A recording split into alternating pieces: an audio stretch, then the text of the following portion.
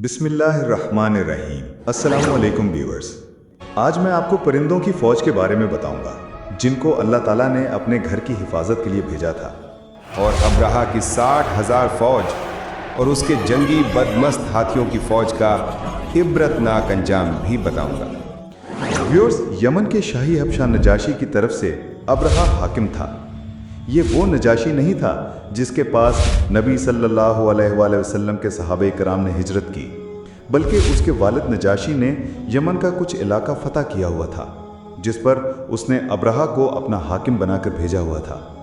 और वो देखता था कि हर साल उसके लोग शुमाल की तरफ जाते हैं, तो वो पूछता, तुम लोग कहाँ जा रहे हो? लोग कहते, हम हज पे जा रहे हैं। वो कहता था, क्यों, वहाँ क्या है? लोग कहते थे, वहाँ अल्लाह का घर खाना काबा है। तो वो कहता था, मैं तुम्हारे लिए घर बनाऊंगा जो तुम्हारे घर खाना काबा से कहीं ज़्यादा बेहतर होगा और तुम्हें हज के लिए यहीं आना होगा। तो यमन के शहर सना में उसने एक बहुत बड़ा गिरजाघर तामीर करवाया, क्योंकि वो ईसाई था। जजीरा नुमा अरब में तामीर करवाने के बाद वो ईसाइयों का सबसे बड़ा गिरजाघर बन गया।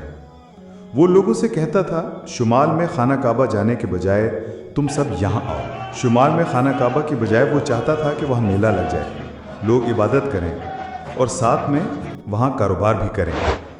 लेकिन अगले साल जब यमन के लोग फिर से हज करने के लिए खाना काबा चले गए तो इसको बहुत गुस्सा आया और गुस्से में आकर उसने कसम खाई कि मैं ये घर ही उठा दूंगा, फिर लोग ज़रूर मेरे घर आएंगे। उसने कहा, कोई मसला नहीं, मेरे पास एक बहुत बड़ा हाथी है, हम हाथी को ले जाएंगे और अपनी फ़ौजों के साथ आगे बढ़ेंगे। इसलिए उसने अपनी फ़ौज को जमा करना शुरू कर दिया। चूँकि वो हबशा से थे इसलिए उसके पास अपना हाथी था, वगरना जजीरा नुमा अरब में हाथी कुदरती तौर पर नहीं पाए जाते। क्योंकि वो अफ्रीका से था, लिहाजा उसके पास एक हाथी था और वो हाथी को जंग की तरबियत देने से वाकिफ था।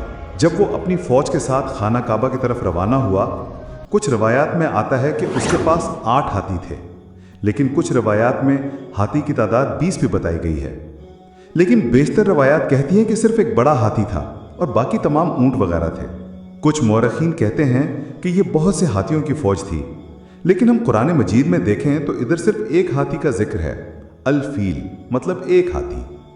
तो असाबुल फील यानी हाथी वाले लोग। और वहाँ बहुत बड़ी फौजें थीं जो हाथी के साथ साथ आई थीं। उन्होंने मक्का मुकरमा की तरफ चढ़ाई शुरू की। जब वो ताइफ के करीब पहुंचे तो उन्होंने अहले मक्का के सरदार के पास एक कासिद भेजा और उनसे कहा कि हम हमला नहीं करना चाहते, हम सिर्फ काबे को उठाएंगे और वापस लौट जाएंगे। तो अब्दुल मुत्तलिब, जो कि हमारे हजूर सल्लल्लाहु अलैहि वसल्लम के दादा हैं, खाना काबा के मुतवल्ली और अहले मक्का के सरदार थे, उन तक खबर पहुंचाई गई कि वो ये करने आ रहे हैं। आपने फरमाया, ठीक है, इसे आने दो। और अब्राहा पूरी फौज के साथ आया। जब वो मक्कतुल मुकरमा पहुंचे तो उसने अब्दुल मुत्तलिब और कुरैश के माल मवेशी कब्जे में ले लिए, जिसमें 200 से भी ज़्यादा ऊँट और भेड़ें थीं, जिसे जाहिर होता है कि अब्दुल मुत्तलिब अमीर आदमी थे।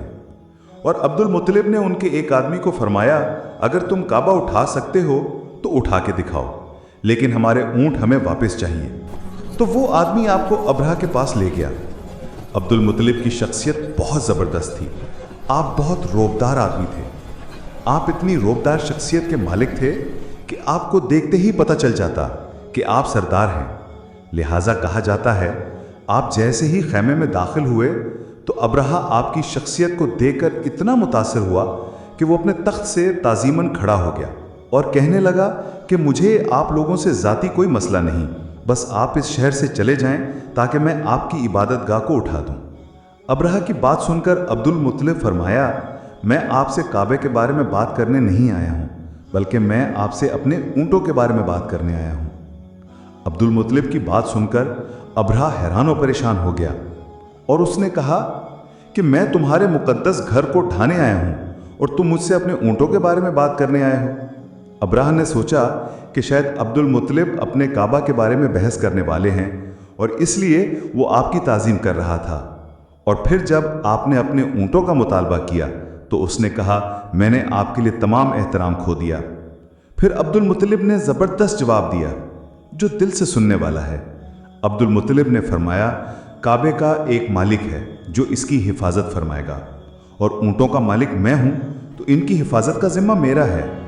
अब्दुल मुत्तलिब के जवाब की वजह से अब्रहा ने ऊँटों को वापस कर दिया और फिर कुरैश ने शहर छोड़ दिया और पहाड़ों की घाटियों और चोटियों पर बसेरा कर लिया। अब्दुल मुत्तलिब काबे का तवाफ करने के बाद काबे का दरवाज़ा पकड़कर अल्लाह से इल्तिजा करने लगे कि ए अल्लाह, हम इस फौज से नहीं लड़ सकते, वो हमसे बहुत ताकतवर है, उनके पास हाथी है और हज़ारों आदमी हैं। आप हमारी मदद करें और आप काबे की हिफाजत फरमाएं। जैसे ही अब्रहा की फौज काबे की तरफ बढ़ने लगी तो हाथी ने मजीद चलने से इनकार कर दिया। हाथी रुक गया। ये बहुत ही हैरान कुन बात थी। फिर उन्होंने इसे मारना शुरू कर दिया। हाथी फिर भी नहीं चला। उन्होंने जब इसका रुख मोड़ के इसे पीटा, वो भाग गया। जब उन्होंने इसे रोका और इसका रुख मोड़ा तो वो फिर से रुक गया। सुभान अल्लाह, किसने रोका इसे? अल्लाह सुब्हान व तआला ने। इस सारी सूरत हाल को देखकर अभी अब्रहा की फौज बहस कर रही थी कि क्या करें।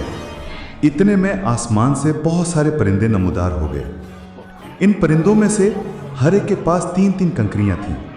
हर कंकरी की पथरी बहुत छोटी थी और बहुत ऊंचाइयों से जब अबाबिल के इस लश्कर ने अब्रहा की फौजों पर कंकरी की जालाबारी की और कंकरियां इतनी ज़ोर से नीचे आती कि उनके लोगों के जिस्म को चीर के नीचे ज़मीन पर गिरती और उन्हें मौके पर ही हिला कर देती। और जब यह मंजर अहले कुरैश ने देखा तो उनमें अल्लाह अकबर की सदाएं गूंजने लगीं और लोगों ने कहा कि क्या तुम्हें अब्दुल मुत्तलिब ने नहीं कहा था कि काबे का एक मालिक है जो उसकी हिफाजत फरमाएगा?